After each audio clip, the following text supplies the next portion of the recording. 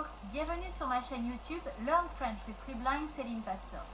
Céline Pastor, c'est moi, et comme c'est la période de Noël, je vous propose deux compréhensions orales sur les origines de Noël. Une première compréhension sur les origines du Père Noël et une deuxième compréhension sur les origines de l'arbre de Noël. Chaque compréhension est composée de trois parties. Tout d'abord, le vocabulaire nécessaire pour comprendre la vidéo, ensuite la vidéo, puis, en troisième partie, les questions. Vous pourrez faire une pause pour répondre aux questions, pour prendre le temps de répondre aux questions, et ensuite, je vous donnerai les réponses aux questions. Alors, bon courage, bonne chance et joyeux Noël!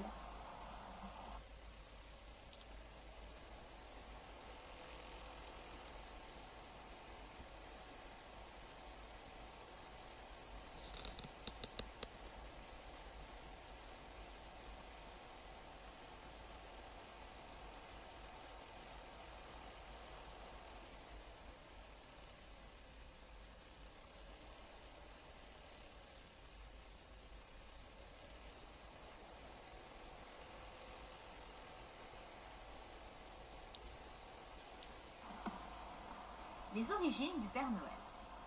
Le Père Noël aurait pour origine Saint Nicolas.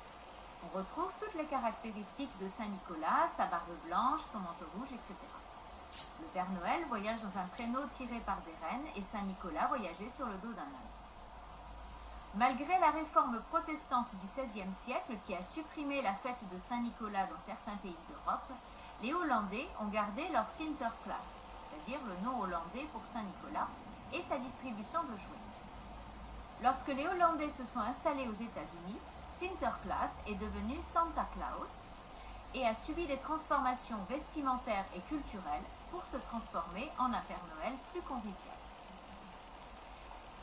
Clement Clarke Moore a écrit en 1821 un conte de Noël pour ses enfants intitulé The Night Before Christmas, la nuit d'avant Noël. Dans ce conte, le Père Noël apparaît dans son traîneau tiré par des rennes. Ce même auteur a écrit un texte intitulé A Visit from St. Nicholas, la visite de Saint Nicolas, qu'on a retrouvé dans le journal Sentinelle de New York le 23 décembre 1823. Ce texte parlait de lutins qui distribuaient des cadeaux aux enfants par la cheminée et se déplaçaient dans une carriole tirée par 8 rennes. Le récit a été traduit en plusieurs langues et diffusé dans le monde entier. En 1863, Harper's Illustrated Weekly, le journal new-yorkais, a montré Santa Claus dans un costume en fourrure blanche avec un large ceinturon de cuir. Le dessinateur Thomas Nast en a été l'auteur. Pendant près de 30 ans, Thomas Nast a représenté dans ce journal Santa Claus, ventru et jovial, à la barbe blanche et accompagné de rennes.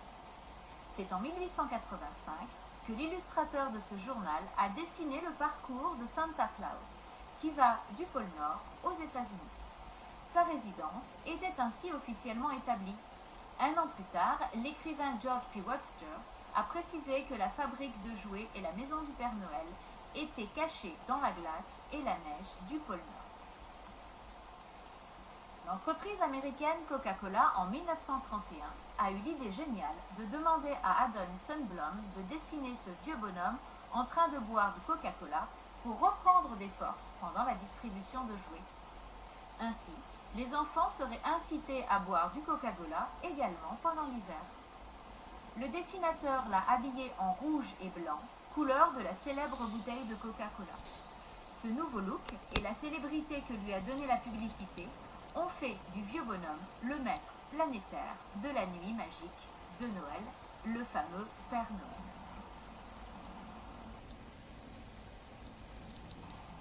Je vous invite maintenant à répondre à ces 5 questions sur la vidéo. Faites une pause et prenez le temps de répondre aux questions. Vous trouverez les réponses à la page suivante. Et retrouvez-moi juste après pour les origines de l'arbre de Noël.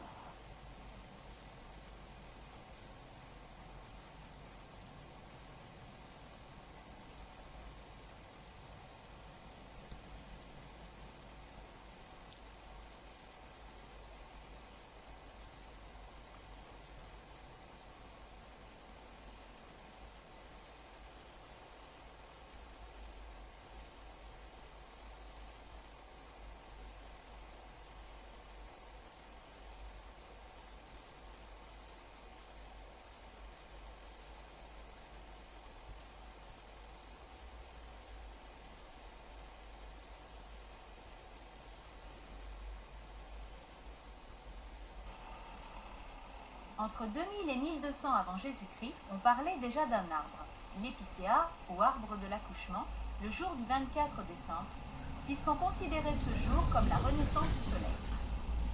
Les Celtes avaient adopté un calendrier basé sur les cycles lunaires. À chaque mois lunaire était associé un arbre. L'épicéa fut celui de décembre.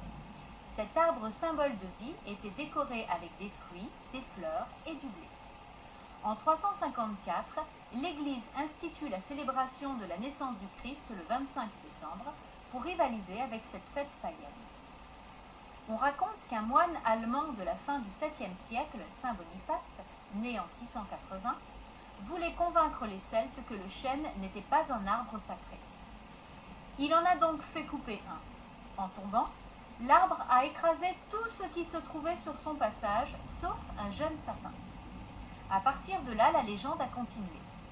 Elle raconte que Saint Boniface a dit que ce hasard était un miracle et a déclaré dans sa même prédication « Désormais, nous appellerons cet arbre l'arbre de l'enfant Jésus ». Depuis, on plante en Allemagne de jeunes sapins pour célébrer la naissance du Christ. Au XIe siècle, l'arbre de Noël garni de pommes rouges symbolisait l'arbre du paradis. C'est au XIIe siècle que la tradition du sapin est apparue en Europe, plus précisément en Alsace.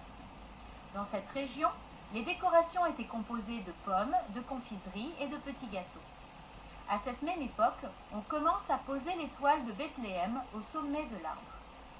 Ce sont les protestants, en 1560, qui développèrent la tradition du sapin de Noël pour se démarquer des catholiques.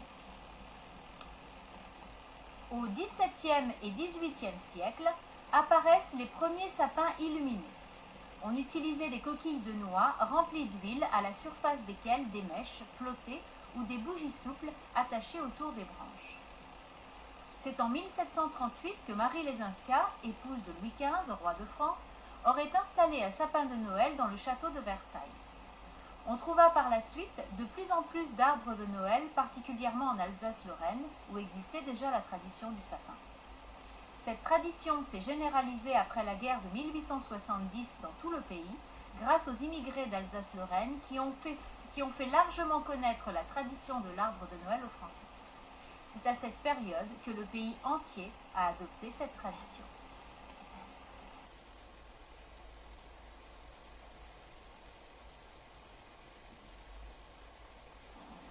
Je vous invite maintenant à répondre à ces 6 questions. Faites une pause et prenez le temps de répondre à ces questions. Vous trouverez les réponses à la page suivante.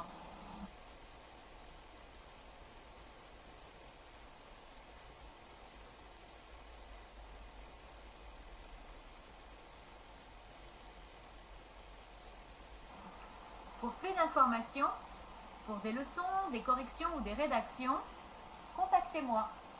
For more information or for lessons, correction or writing tasks, contact me. Et retrouvez-moi sur Facebook. À bientôt. And join me on Facebook. See you soon.